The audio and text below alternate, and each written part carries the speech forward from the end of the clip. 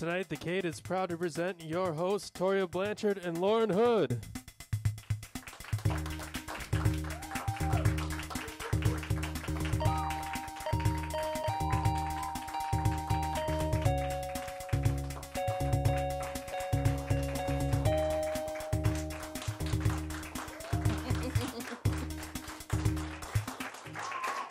Oh shit! I totally forgot to suck in my stomach when I walked out. This just only works. I don't think anyone noticed. Anywho, You're sitting down. You're good now. Thank you. So how you been? Good. I heard you got into a little scuffle last night. Are we going to talk about my scuffle? It was an almost scuffle. At the Garden Bowl, where you DJ. Yeah, I guess I should elaborate for the audience. So every Saturday I DJ at the Garden Bowl, and inevitably every Saturday somebody says, "Can you play some more black music, please?" Even though I just played The Roots, Tribe, De La Soul. I guess it wasn't dark enough for him. He was like, "Do you have Jeezy?" I was like, "I don't do Jeezy, and I will not contribute to the ignorantization of my people with Jeezy." But he got real mad at that rap. and started calling me names and told me to suck his D. So I had to jump out the booth and get angry. Oh my God. Yeah, And they it were was waiting ugly. For you at It your was car? ugly. Well, I was afraid they were. I parked in back anyway, but yeah, I was kind of nervous they might be waiting for me. But all's well. Yeah, it's good now. Cool. I'm happy again. I had to meditate on it for several hours, but I'm fine now. Gosh, there's a lot of stuff that's been going on the past few weeks. Yeah. What's been going on? Like Nain Rouge and Parades. Parade month in town. Sundays know, have been real ugly lately. Yeah, there's a lot going on. Cannot account for my behavior the past 2 Sundays. I know. There's a lot of drunken nights. I don't know. Right. Birthdays. Birthdays. Oh yeah, we both had birthdays. Yeah.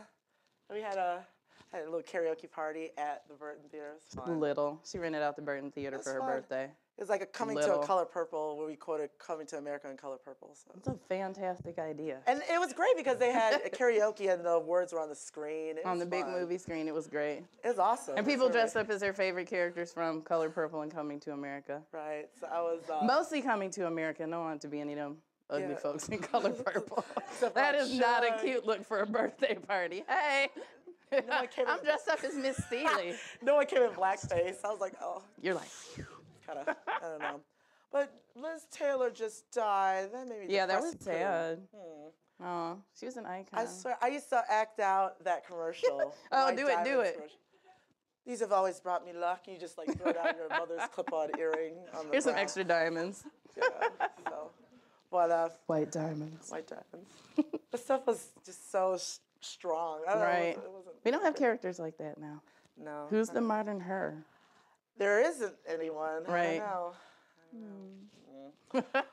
Well, I don't know. What's been going on? It seems like everyone has a Kickstarter. Oh, yeah, Kickstarter. You know, there's some interesting Kickstarters, some that have been very successful. Some that we won't talk about. You know, I'm glad that people got their money for their projects, but sometimes it's like just start small, I think. Right. You know, when they go for, we want to get, $40 for our art project. I think well, if it works, though. I guess. Now people can't stop. I'd be more likely to give to something that was like, okay, we need $1,000 to get our project off the ground. Be modest, people, dang. Or, some people are using like Kickstarter to start businesses.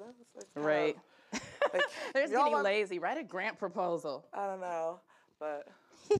I told my friend to start one to get his rent. To get his rent? Yeah, he sent out a message to like 5 friends on Facebook. It was like conversation between you and these people so Terrence can get his rent. Sorry, Terrence, but that was kind of ridiculous. I'm like, start a Kickstarter. He only needs $700. Right. I'm like, start a Kickstarter. Awesome. So, we got a great show tonight. Woo. Yay. Woo. Who we have coming in here? We have Robert. Robert Stanzler. Woo! And Naomi. Naomi from Rock, Michigan. And Audra Kubat. It's a great show. Awesome. All righty.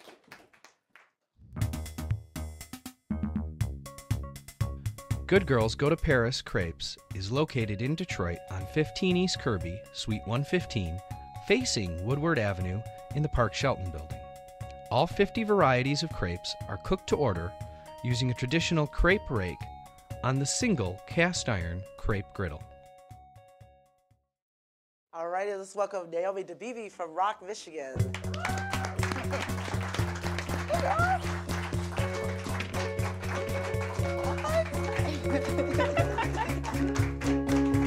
How you doing, Naomi?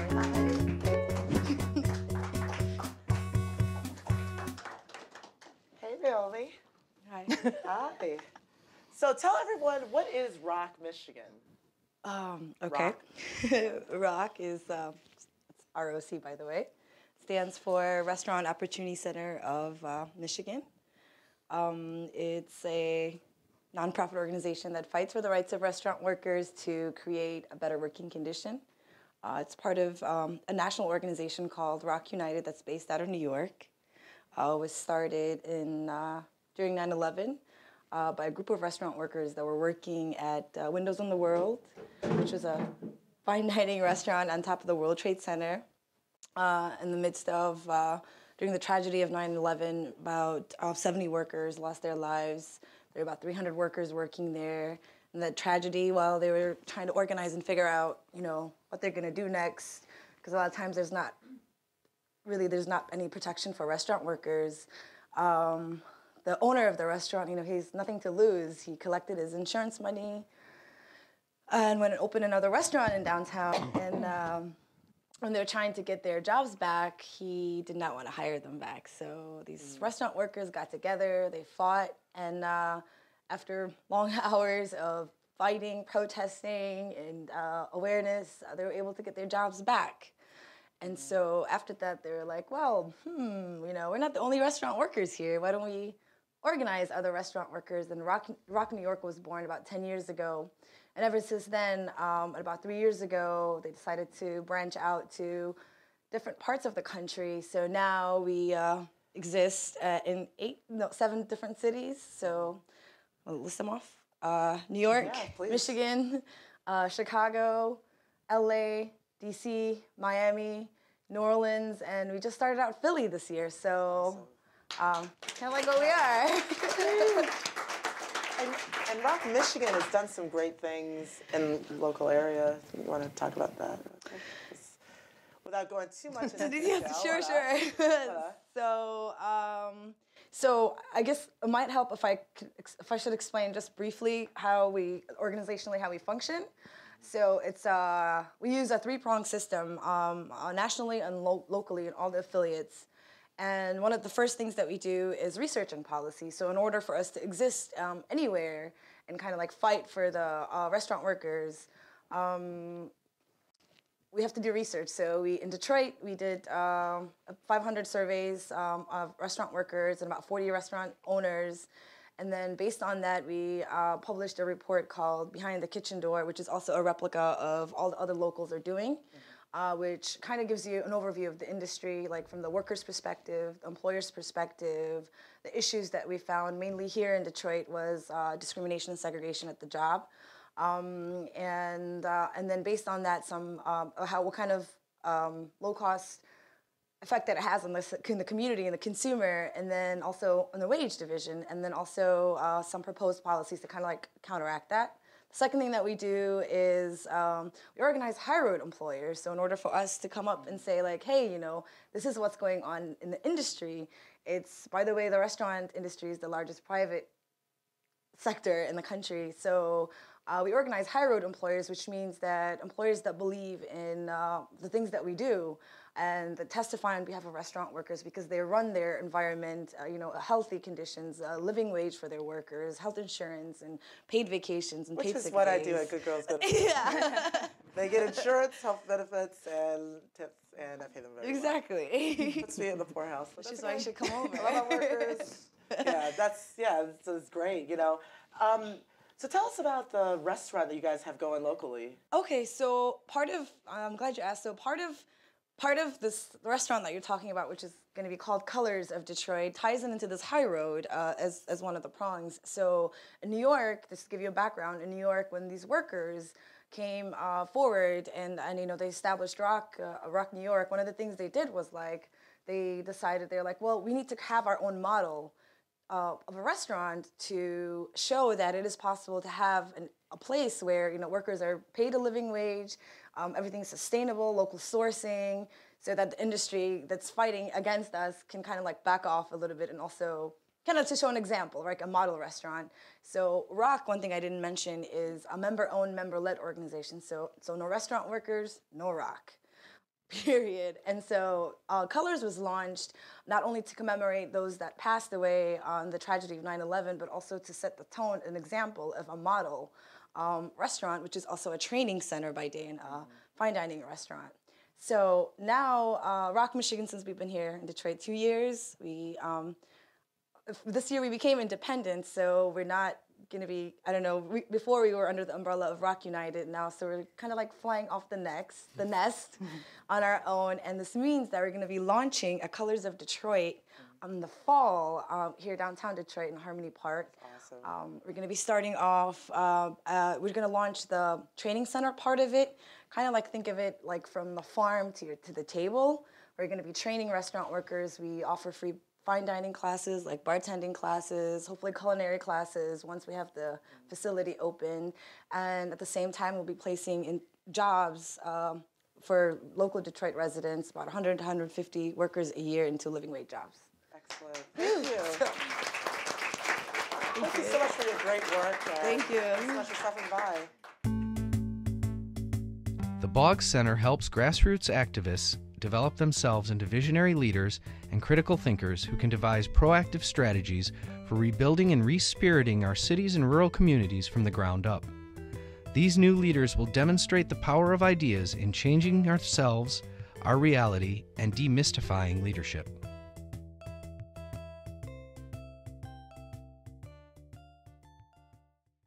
Alrighty, let's welcome Robert Stanzler with Detroit Manufacturing. Is this Deedle Doors?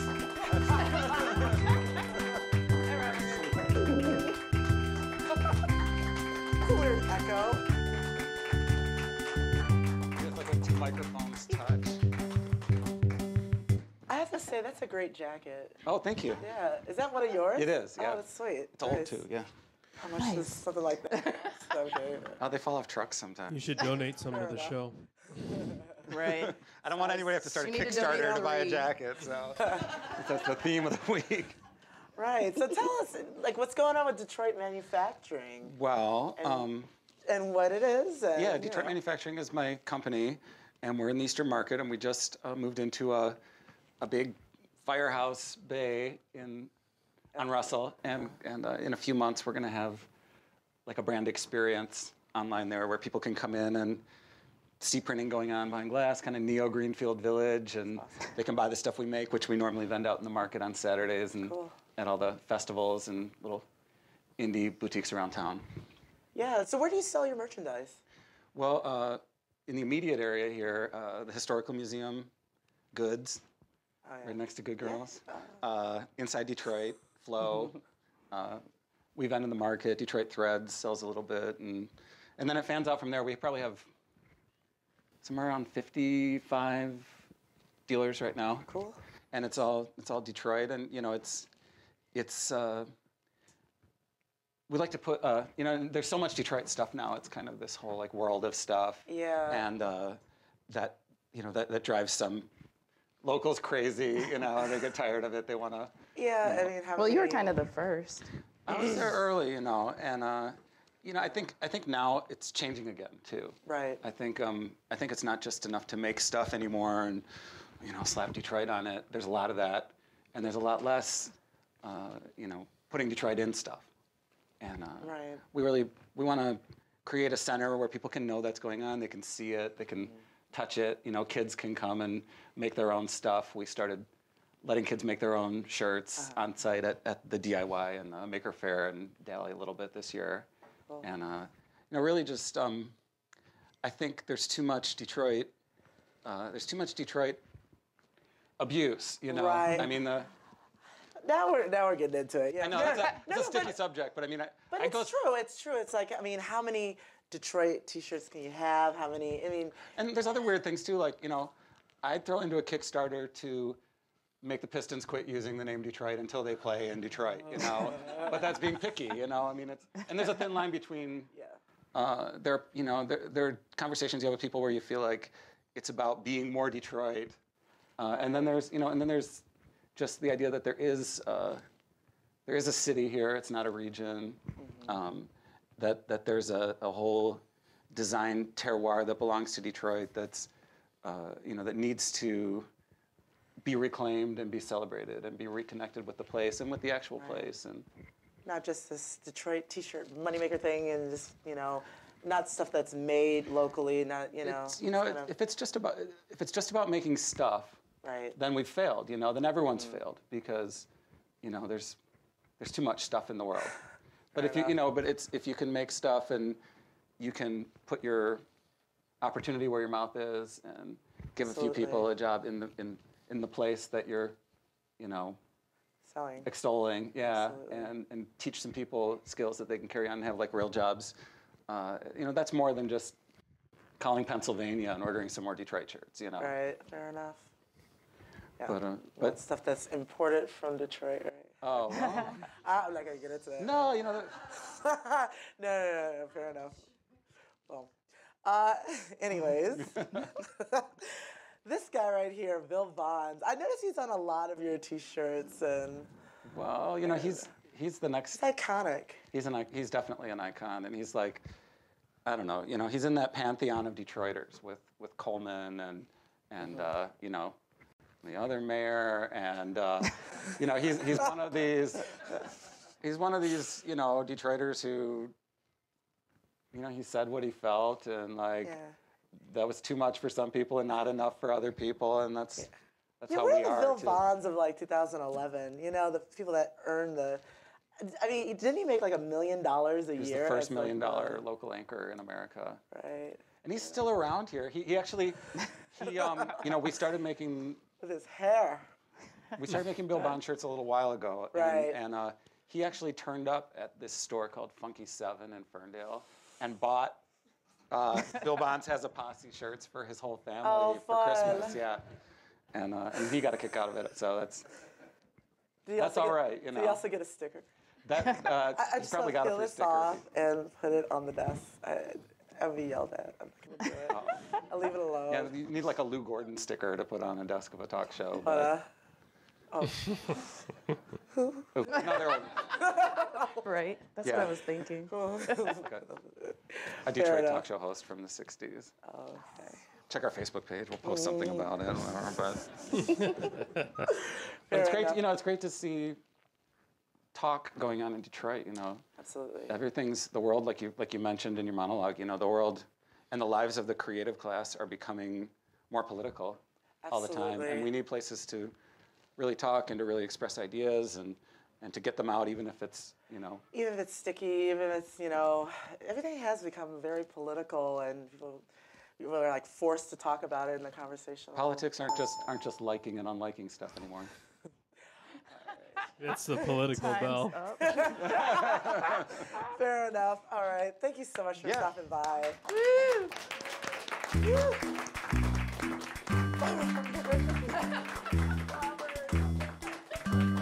Since 1988, Motor City Blightbusters has been a positive catalyst in Detroit to neighborhoods, families, and volunteers by tearing down blighted abandoned homes, cleaning up dump sites, painting existing houses, cleaning up neighborhoods, building new houses, founding Angels Night, and many other positive actions. Let's welcome the lovely Audra Kubat.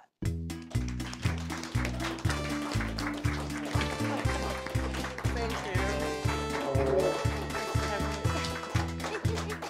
Hi, lovely.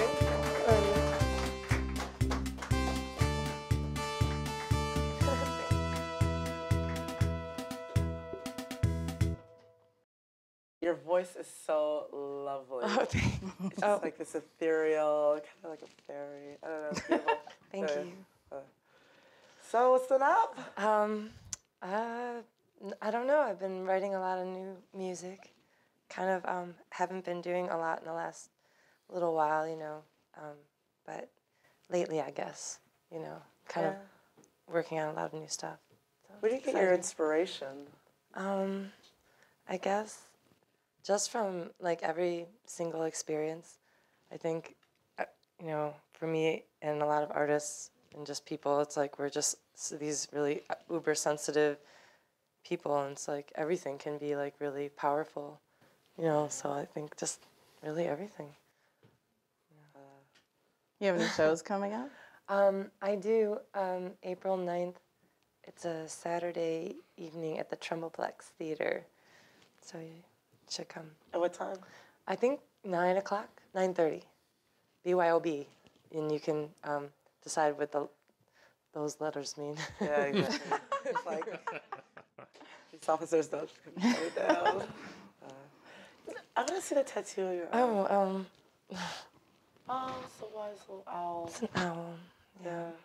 Reminding me to stay wise. Right. Nice. I don't know if it's working. Yeah, I think we all need that reminder. I know. At all times. Nice. Well, I have a startup idea.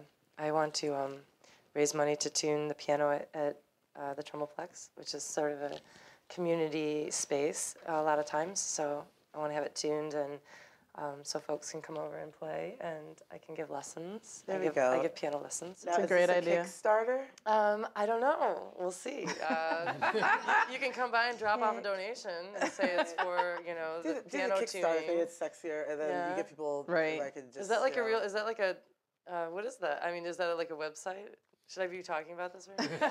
Sure. Okay. It's just like, you know, when you want to raise money it's that for thing, something. and you just say what you want, and then people. Yeah. You know, and if you don't get it by a certain time, it's like, does it expire? Right. You don't get any of the money. All right. So how much do you What if you get too much? Do they just? Oh, you get it all. Get it, keep it. Yeah.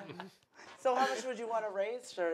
Probably like a few $100s, maybe $370 to like get it tuned nicely. That seems reasonable. Have it, you know. That's what I was talking about. Like Kickstarters like that, you know, it's like that's totally. That's a doable. kickstart. When you get 50 grand, you done funded the whole thing. You didn't kickstart it. You just it's done. Right. Yeah. You know, I think it's kind of like more reasonable, like to think that you could succeed at raising that amount of money, you know, and like for that, like that can inspire you to sort of, you know, keep doing it, like these small little projects, and have this local, you know, it's like it'll really affect your very immediate local environment, you know, if nothing else, like to make that, you know, experience better for whoever is in your environment too, you know. Right. So what instruments do you play? I know guitar, piano. I'm not very good on the violin, but people will testify that I play in the morning. And mandolin, like all the stringed instruments, you know, and I can play some other stuff. That's awesome. Yeah. All right. Nice. So what are you going to be playing for us tonight? I'm going to play a few songs, and one is just, the newest one is called Kalkaska, actually. It's about Kalkaska, Michigan, somewhere around here. And it's like this little town where it's just like, it's not even it's kind of like, oh, that was Kalkaska. And what happened there, you know, and it's kind of like an example, though, of like a place that was kind of like starting to thrive and then kind of like sort of fell out, you know, and a lot of empty places there. Awesome. Thanks so much for stopping by. Yay. Thank you very much.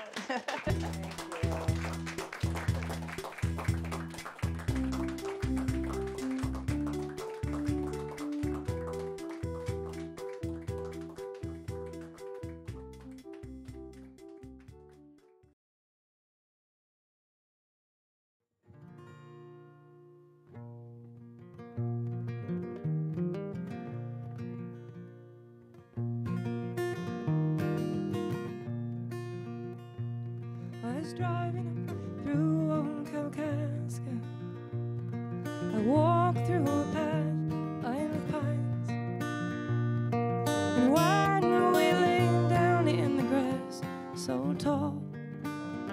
All we heard was the sound of it all.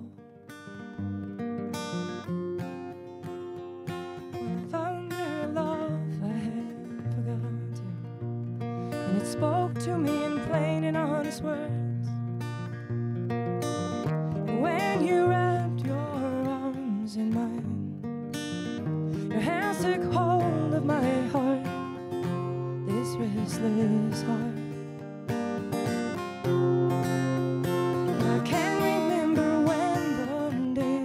sweet. Twining fingers just before the dawn. But I'll take what it was, 'cause this kind of thing don't last. But now we know about love, a real true love.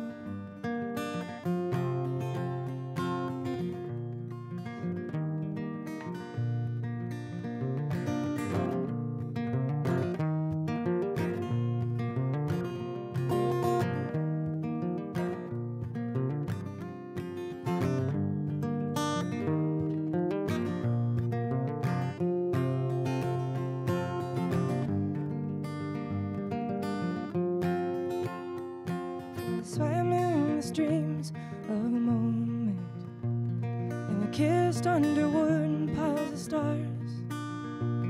But the morning light, it put it just right. Love was walking at the door of my room. Things they're constantly changing, and now we don't seem the same.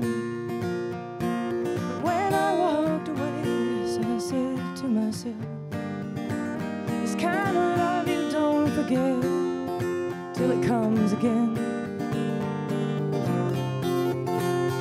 And I can't remember when the days were so sweet, twining fingers just before the dawn. But I'll take what it was, 'cause kind of thing it don't last. But now we know about love, a real true love.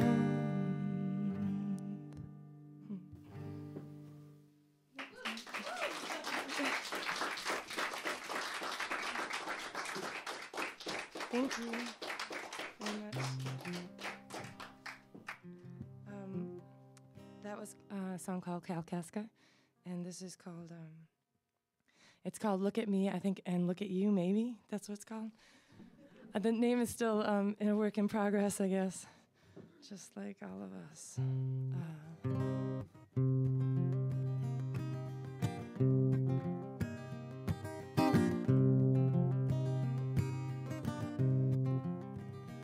Oh, look at me, I'm still running scared through the back roads, dodging moonlight. Hey, hey, hey.